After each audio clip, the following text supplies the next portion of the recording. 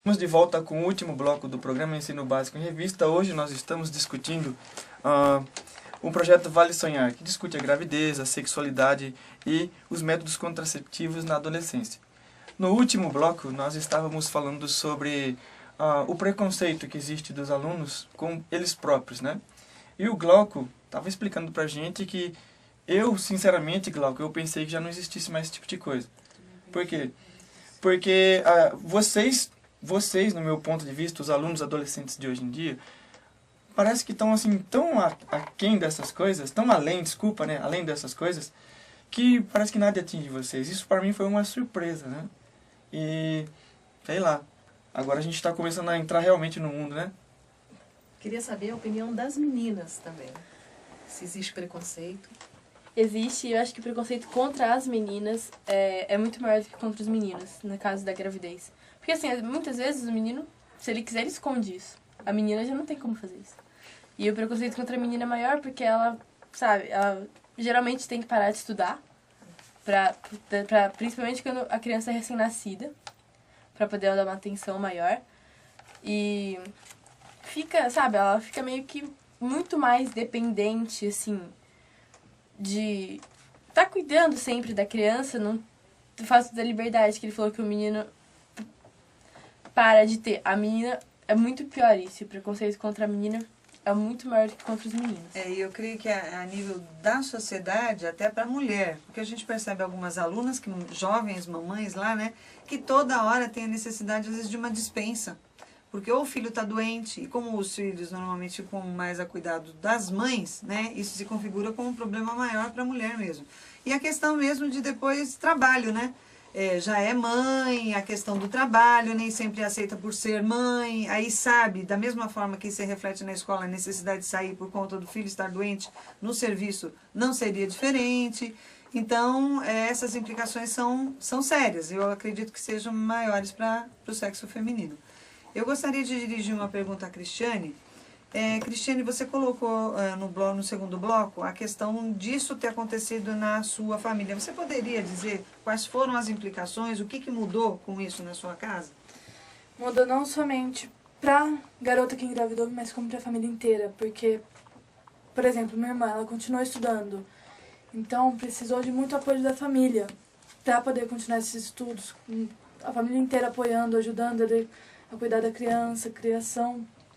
Fica acabando não sendo só uma responsabilidade da mãe, como de todos. E o rapaz?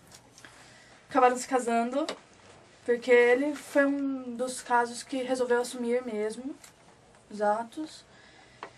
E hoje eles cuidam da menina normalmente.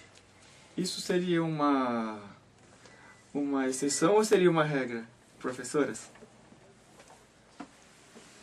Eu acho que é uma exceção. Pelos depoimentos que a gente ouve em sala, na verdade isso pode ser visto como uma exceção mesmo. São poucos os casos. Dependendo da maturidade do homem, eu, inclusive na manhã da quinta-feira eu acabei comentando com os meus amigos, às vezes já ouvi comentários de que homens têm vergonha de comprar camisinha às vezes, né? Porque dá a impressão, tipo, você vai comprar a camisinha, aí o atendente vai falar o que pra você? Ah, safado! A gente tem medo disso. Algumas pessoas têm medo disso, né? Mas aí a gente volta naquilo que a professora Guadalupe disse no comecinho do programa, né? Isso daí não tá envolvido um certo machismo nesse meio? Então, mas eu acho que se houvesse se a pessoa for madura, eu acho que não vai ocorrer esse tipo de problema. Eu entendi o que você quis dizer, porque a hora que você vai lá, aê, malandrão, essa é. Seu safado. Ou ele te sacaneia, tipo, leve 8, pague 6, você? Não, jamais. Eu acho que depende também muito da situação e da região, né? Por exemplo, estamos às vésperas do Dia dos Namorados, né? E então, da mesma forma que vai um homem numa casa de lingerie comprar, né? Se fosse num outro momento, né? Podia se pensar qualquer outra coisa. Mas como estamos, né? Próximo à véspera da data dos namorados, do Dia dos Namorados, se ele compra, hoje, né, no caso, Dia dos Namorados, se ele compra a lingerie, aí, nossa, né, é o cara, né, vai dar de presente para a namorada. Mas se fosse em outra situação, em qualquer outro momento, podia se pensar mal. Então, existe mesmo alguns tabus na sociedade com relação à compra de camisinhas, né? Em farmácias, dificilmente vai se ver uma menina comprando camisinha em farmácia, o que deveria ser tão natural quanto é para o homem, né? Porque a gente sabe que existe camisinha feminina, mas além de ser muito mais cara, pelo que eu conheço dela, o uso é muito incômodo, não é fácil a utilização. Então fica aí, né, a necessidade tanto da menina se prevenir e das meninas mesmo levarem consigo uma camisinha, um preservativo masculino. Quem não tem a desculpa, eu não trouxe. Ela diz, eu trouxe. Né? Não corre esse risco. A gente fica com vergonha de comprar na hora, mas não pensa na consequência de não ter comprado. Então acho que é melhor passar um pouquinho de vergonha, ficar com o rosto um pouco vermelho, para depois não ter nenhum tipo de problema. A vergonha seria muito pior depois, né? Professor, desculpa, pode falar, Guadalupe. Não, eu queria dirigir uma pergunta para a Mariane aqui, que ela está presente, mas está quietinha, não falou nada. Eu vou fazer uma pergunta mais específica, Mariane. Se você tivesse que optar por um método contraceptivo, qual seria?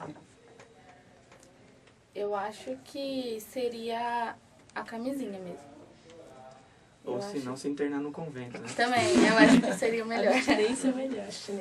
Eu acho que seria... abstinência seria o melhor de tudo. Esse é seguro, com certeza. Com certeza, 100% seguro. Mas acho que... Mas e aí não passa pela sua cabeça a possibilidade do rompimento da camisinha? Isso não te preocuparia? Você faria opção só por esse método mesmo? Passa, mas eu acho que seria assim mais... Eu optaria, não sei. Eu acho que no caso das meninas, o anticoncepcional. Muitas meninas, né, não tomam por vergonha de falar pra mãe que tem uma vida sexual ativa pra ir ao ginecologista pra começar a tomar o anticoncepcional. E geralmente anticoncepcional também, muitas meninas dá algum tipo de dor, de reação, né? No caso, assim, várias... Minha irmã, eu tenho um exemplo que minha irmã toma e tal. Eu também tomo, por causa que eu tenho ovário policístico, eu tomo. E dá reação, entendeu? Então, às vezes, é difícil, entendeu? Por isso que eu acho que eu optaria pela camisinha. Mas eu acho, assim, que, tipo, o jovem, ele tá muito acostumado. Tipo, se eu tomo anticoncepcional, então eu não preciso usar camisinha. Ou então, se eu uso camisinha, eu não preciso tomar anticoncepcional. Eu acho que não é assim. Um tem que andar junto com o outro. Com certeza. Mesmo porque, se você tomar a sua pílula anticoncepcional e não usar a camisinha, de repente você tem as DSTs aí, né? Também, exatamente. Entendeu? Então você tem que tomar... Tem que se prevenir não só da gravidez, né? Mas sim das doenças também. Por isso que eu acho que a camisinha seria... Porque às vezes as pessoas elas se preocupam tanto com gravidez e esquecem das doenças. Teve colocação feita durante a aplicação das atividades de alguém falando que, na verdade, hoje a grande preocupação para ela seria mais a doença do que, na verdade, a gravidez. A gravidez seria um problema para a família, mas depois viria uma criança, vamos cuidar, bem ou mal. Mas, dependendo da doença, isso poderia culminar com alguma coisa muito pior para a família toda. Muito bem, vamos encerrando mais um programa Ensino Básico em Revista, com muita tristeza, né? Porque a conversa estava tão legal. Fica aí o convite para as professoras, para a gente estar participando ou dando continuidade, né, a esse programa em uma outra oportunidade. E também, se quiser, pode trazer outros alunos ou trazer os mesmos alunos, tá certo? Porque é um tema extremamente importante hoje em dia para essa moçadinha que está aí, né? Bom, vamos agradecer a professora Guadalupe pela presença, a professora Esther, a professora Elza, muito obrigado. Aos alunos, a Cristiane, a Juliana, o Marcel, o Glauco, a Priscila, a Maria Cecília e a Mariane. Muito obrigado a todos e no próximo sábado estaremos de volta com mais um programa Ensino Básico em Revista na Rádio Fiscar 95,3. Escute diferente!